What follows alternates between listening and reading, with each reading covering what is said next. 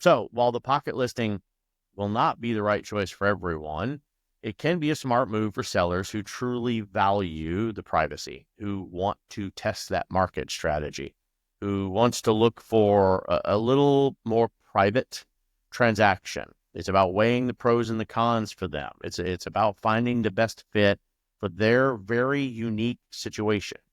And as real estate agents, we have got to be well versed. And as consultants, we have to know the market analytics well enough that this home is not common and is not going to have normal comps around it.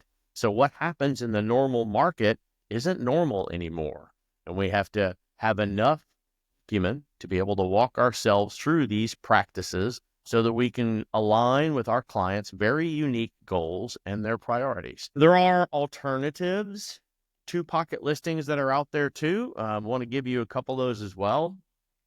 These are rare, but I have run into a few of them in my experience. Pocket listings are not permitted for the National Association of Realtor members. If you are a member of the NAR, which in Florida, let me back this up for you. In Florida, if you're a member of a NAR, you are also a member of the Florida Association of Realtors. If you want to be a realtor, you are also a member of a local MLS. And in our case, we are a member of 4 in the state of Florida, but Greater Tampa Realtors is our primary here in the Tampa Bay area. They have internal compliances that say if you are connected directly or indirectly to the National Association of Realtors, you are not allowed pocket listings with exceptions of what I talked about at the beginning. There's proper documentation. There is clear cooperation documentation for you and your clients to sign together so everybody knows what is at risk and everybody knows what the times and the expectations are. And then there are repeatable documents that you need to also sign at the MLS level. For the longer you keep it off of the MLS and represent it privately, the more they need to sign to show that, yes, I still agree to keep it off MLS and I have my own private reasons, and they have to sign. So here's a couple of alternatives that savvy agents can certainly employ. The office exclusive listing. And this is kind of where pocket listings have gone since there's been so much infighting with it. Office exclusive listing offers for a private alternative for sellers. They get to limit the property's exposure. The property is marketed only within the listing brokerage, and its marketing within that brokerage is heavily. Promotions listed to just those agents and their internal clients. This targeted approach is its ideal situation where confidentiality is crucial. It's like celebrity home sales, and certainly a lot of our Major League Sports players utilize this functionality with us. However, if the listing is advertised to the public, the second it's advertised to the general public, it must be submitted to the MLS for cooperation with other brokerages, and that is within 24 hours. That means the second someone leaks it and it becomes public, you better be ready to fill in those blanks. Next, direct cash buyer. And a lot of us have, if you want to talk about pocket listings, let's talk about pocket buyers for a little bit. A lot of us have an exclusive network of buyers who don't want to compete with everybody else, and they want to know what listings you have coming on the market beforehand, including a whole bunch of investors out there for a bunch of these fix and flips that they don't want to see hit the market before they're able to get a hold of it for those same time clock reasons. For a seller that values privacy but doesn't want to restrict their property's exposure to the level of office exclusive only, they can seek cash offers from direct buyers. These are the investor group. These are the house buying companies that may be an alternative for them. These buyers often prefer an off-market purchase because it'll simplify the process for them, and it provides a more discreet transaction for whatever their need is.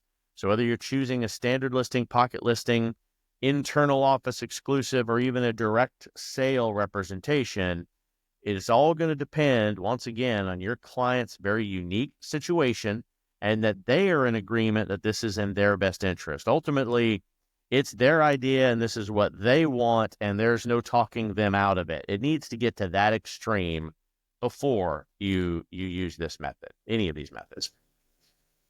So again, Let's talk about the legals behind this, because I want to be very, very clear where I stand on all of this. Are pocket listings legal?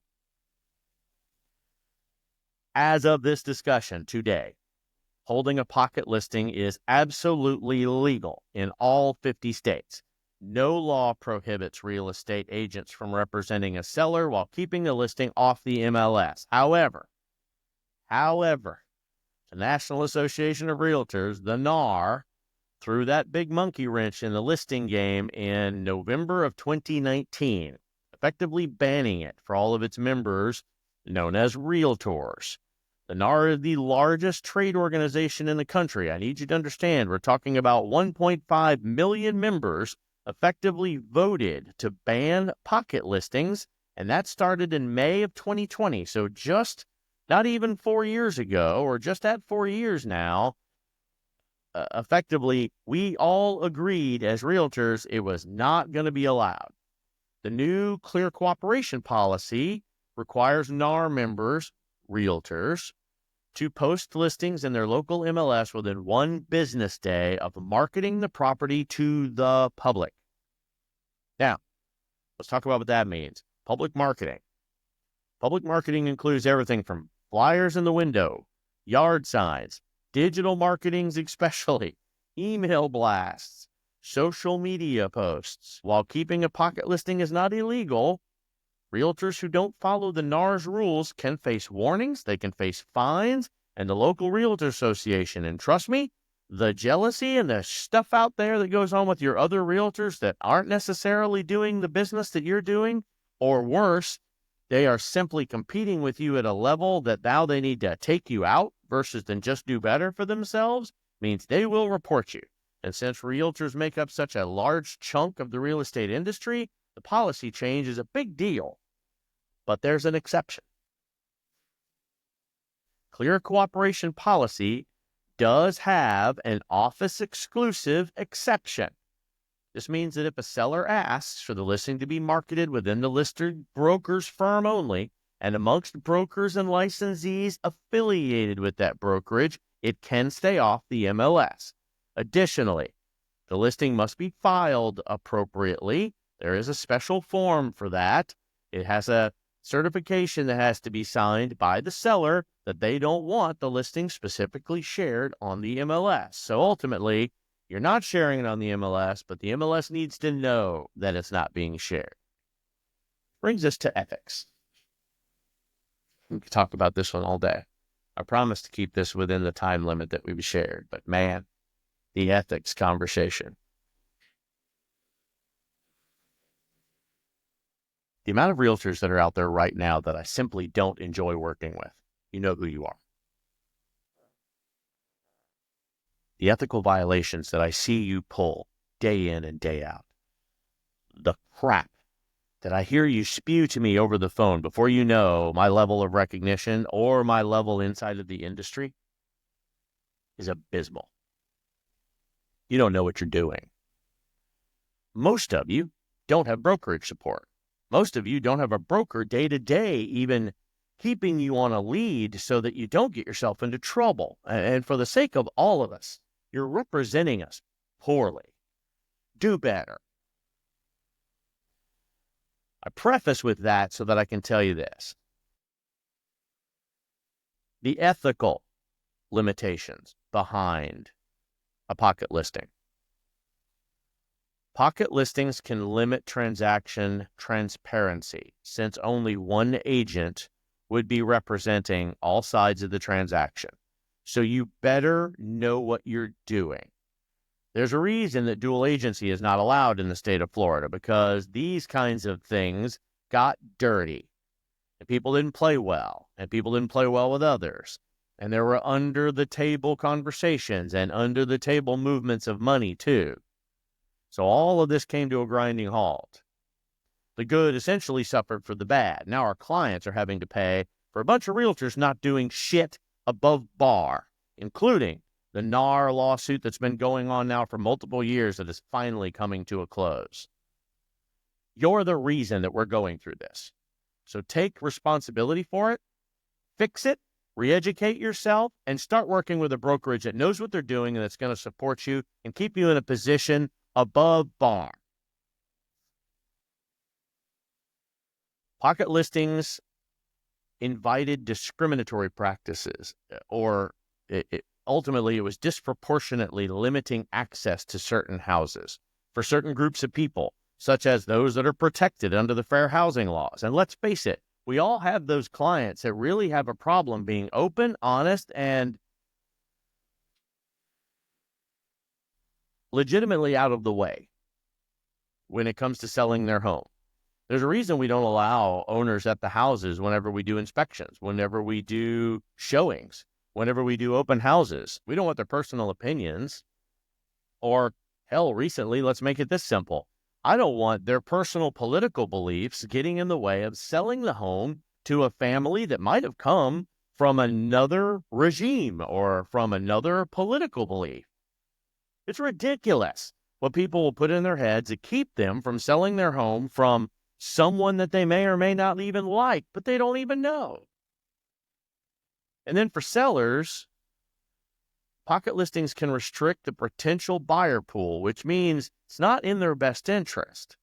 If they've got good reasons, let them have it, but you need to be honest with them. You need to tell them, if you have certain needs for me to sell this property quickly, then we're going to have to open the market and we're going to have to open the visibility. Sure, pocket listings can absolutely be a useful tool for sellers who need the privacy or need the additional time to get it on the market. And once they have it ready, they need to know that maybe there are some buyers lined up ready to see the property. But the general consensus among the NAR, 1.5 million people, and many individual agents for that matter, is that they need to be used sparingly and with caution and within the rules. Don't cheat yourself and don't put your client in a situation because you've talked yourself into the possibility of a higher commission, or worse, they've talked you into a possibility of a higher commission. Check with your state's real estate commission for the most up-to-date information on this, because it will change. It is obviously up for debate again because of the NAR's policies. I have very recently been at state level meetings where I am listening to the back and forth on all of these clear cooperation rules. And I am telling you, things are gonna change. One thing's for sure. Clear cooperation is definitely shaking things up in the world of off-market listings. So be careful and make sure you know what you're doing. As far as I'm concerned, my business, my practices, pocket listings have been a staple in the real estate industry. I've seen it. I haven't been fortunate enough to have a ton of them, but the ones that I have had were exclusive to the client's needs and sold exactly as the client wanted them to. They're likely not to disappear soon.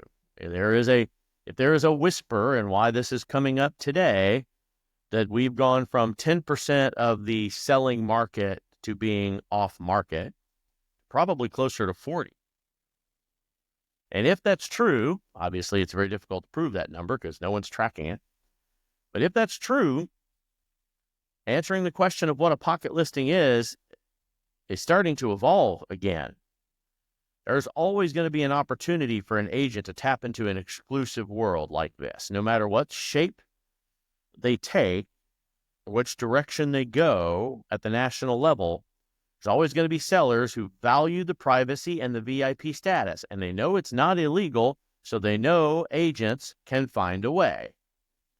Savvy agents, experienced agents, those of us on the consulting side, we're interested in pocket listings. This helps us to expand our network, find those hidden treasures. We have access to listings that simply will never hit the market and will never be reported into normal market analytics. And personally, I've seen some amazing houses that I've asked myself, how is this house ever bought and sold 15 different times and no one has it on record other than private tax documents? If you've ever thought about slicing off a piece of the exclusive listing pie, there are tons of opportunities out there. You're going to need gumption. You're going to need hustle. and stellar networking skills. Get out of your office. You heard this last week. Feel like I'm repeating myself. I saw it myself on TikTok saying this. Get your butt out of the chair and go network with people. People own houses. Real estate agents don't. You need to get your ass out there and start talking to people and getting the work done. If you're not tapping into this as a strategy, there's probably a reason for it. If you don't have a network to support it, what good are you going to do for the client?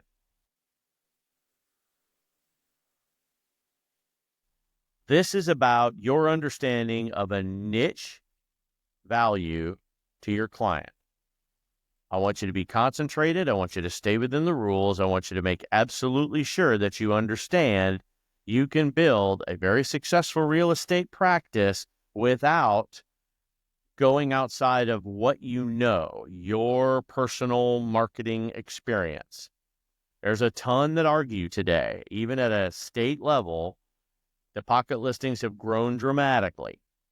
If that's true, then you need to start expanding your buyer network so that you can ask them directly, are you interested in any listings that I find that may be exclusive within your price point?